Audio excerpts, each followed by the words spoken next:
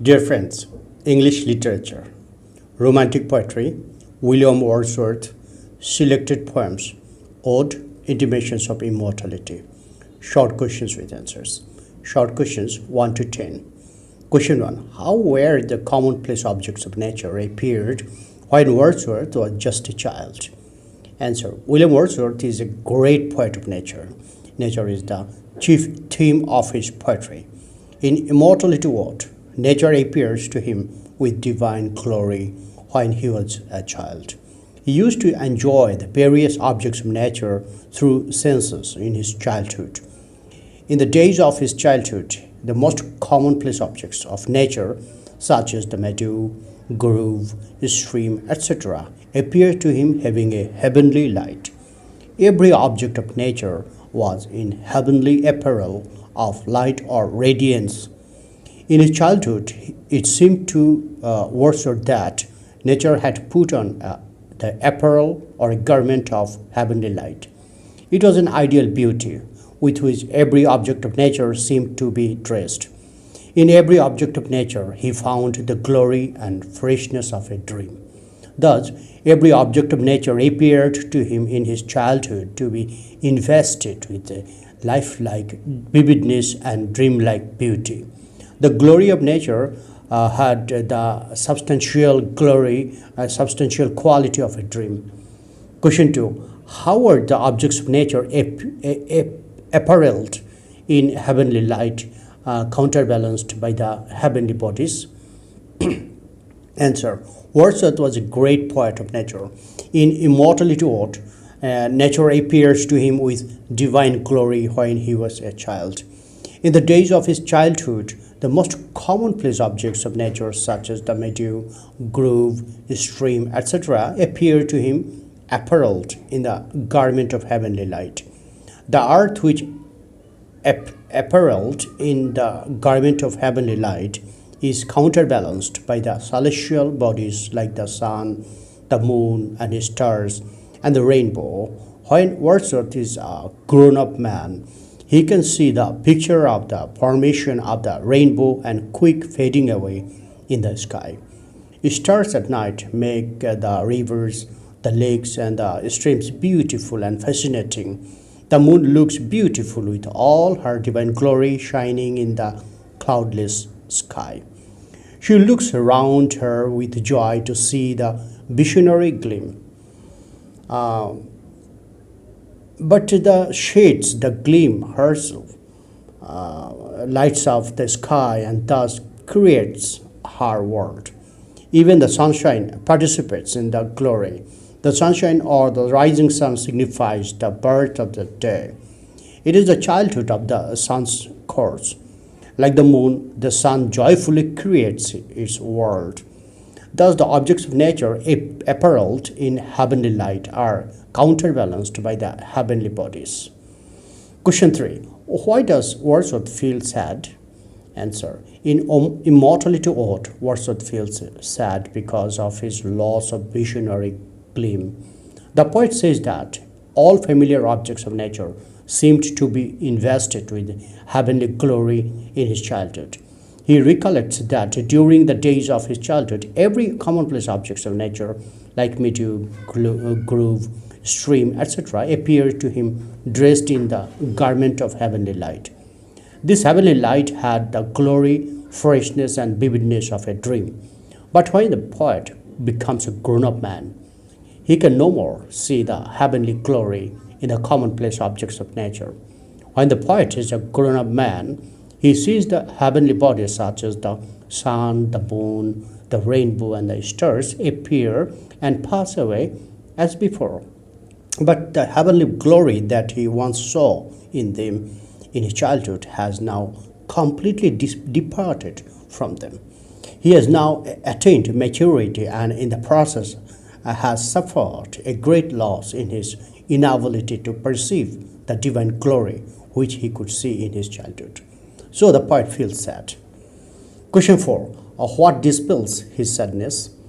Answer. The poet feels sad because of his loss of visionary gleam when he used to see in his childhood. But certain things help him to dispel his sadness. When he becomes a grown-up man, he sees birds to sing a song of deep pleasure. He also sees the young lambs running with jumping movements as if they were jumping to the sound of the tabor, and the shepherd boy expressing his joy by shouting. The waterfalls are making a loud, sonorous sound like the sound of a trumpet. All the creatures on the land and in the sea are in happy mood, engaged themselves in merrymaking. All the wild creatures are in the spirit of May. All the objects of earth appear very lovely with new flowers and vegetation in the month of May. So the poet thinks that while everything is in happy mood, it would be unfortunate for him if he feels sad. Hence, he dispels his sadness and throws himself into the generally spirit of himself around him. Question 5. What is prenatal existence of the human soul? Answer. Prenatal existence is a Platonic belief that the human soul before coming to earth lives in heaven in intimate touch with God. This doctrine of prenatal existence of the human soul is found in the Greek philosophers like Pythagoras, Socrates, and Plato. It is well known that Pythagoras propounded the theory of transmigration of soul. That is, the soul of a person passes into another body after his/her death. In Phaedo, Plato dealt with the nature of death and the question of immortality of the soul. Socrates is also supposed to have believed in the doctrine of pre-existence of human soul. The doctrine of prenatal existence suggests that human souls are in existence, possibly in a higher and better state before they become united with the bodies to which they are attached in this life. Question 6. A comment on Wordsworth's idea of prenatal existence of the human soul. Answer. Wordsworth gives expression to his belief in the doctrine of the prenatal existence of the human soul in Immortality Ode. He believes that the human soul had prenatal existence in heaven. There it was in close connection with God. So when it comes into body, it does not entirely forget its formal existence in heaven.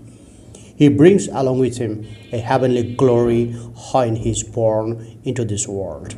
Memories of his heavenly glory invest everything that the child sees on the earth with a heavenly light. But this heavenly glory becomes fainter and fainter when the child grows into a boy, the boy into the earth, and the earth into man. Wordsworth's idea of prenatal existence and immortality of the human soul is derived from the Greek philosophers. But on the question of the soul, he never poses to be a pure intellectualist. His theory is, in fact, not a theory of knowledge, but a romance of sensation. His doctrine is also not a Christian doctrine at all. He had adopted it in this poem not to encourage belief in it, but to serve as a mythical explanation. Question 7. Trace the gradual loss of the heavenly glory of the child. Answer. In Immortality Ode, Wordsworth points out the child's gradual loss of his visionary power. During his childhood, he remains surrounded by heavenly radiance. That is why every object of nature appeared to him to be dressed in heavenly light. As a child had prenatal existence in heaven, he brings with him heavenly glory when he is born into this world. But the older he grows, more and more he is alienated from God. His alienation from God begins when he crosses the threshold of adolescence. But even during youth, he catches occasional glimpses of heavenly glory. But as he moves farther and farther from heaven, under the deadening effect of materialism, his memories of his prenatal existence become fainter and fainter. When the youth gradually grows into manhood, the heavenly memories are completely banished. Question 8. How does the earth try to make the child forget his gradual loss of the heavenly glory? Answer. The earth tries to comfort the child and make him forget his gradual loss of the heavenly glory. We come into world from heaven. We bring with us at our birth the light of heaven. But as we grow older, the celestial light fades away, and everything loses its divine splendor. The earth, the foster mother, offers different kinds of pleasures and comforts in order to make the child forget the heavenly glory and his prenatal existence in heaven. She entertains almost the same feelings for the child as a real mother does. She nourishes a natural affection for the child under her intensive care and makes the child indulge in so many pleasures. She wants the child to be at home. She is always sympathetic and kind to the child.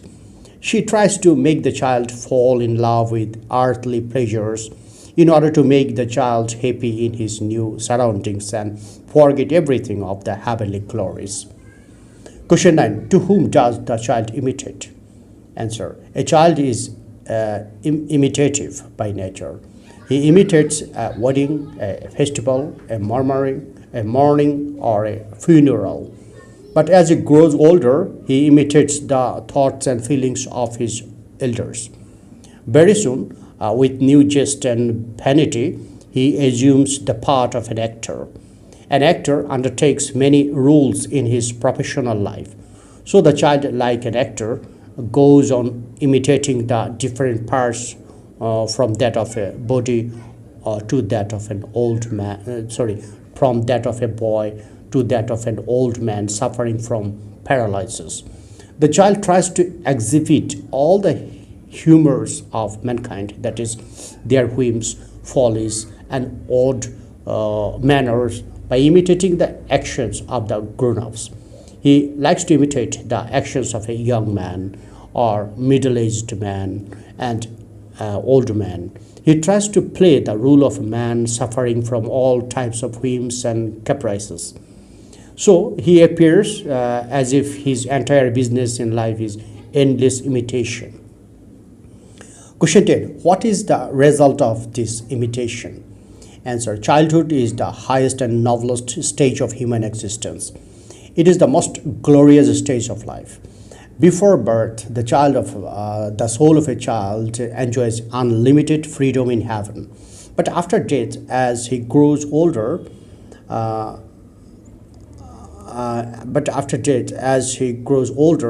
he begins to imitate his elders. I repeat it, but after birth, as he grows older, he begins to imitate his elders. By imitating elders, he invites age and thereby binds himself in the chains of worldly desires, worries, and troubles. By trying to grow up, the child foolishly anticipates the bondage or slavery of worldly desires. He forgets that while he was in heaven, he was free from all these worldly desires and troubles. He deliberately tries to imitate the actions of adults and falls victim to the worldly desires and troubles.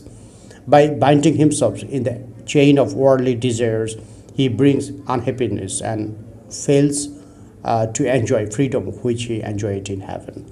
Thus, by imitating others, he grows up and loses his freedom. Social conventions hold him in grip. They bind him in chains, cloud his vision, and make his life miserable.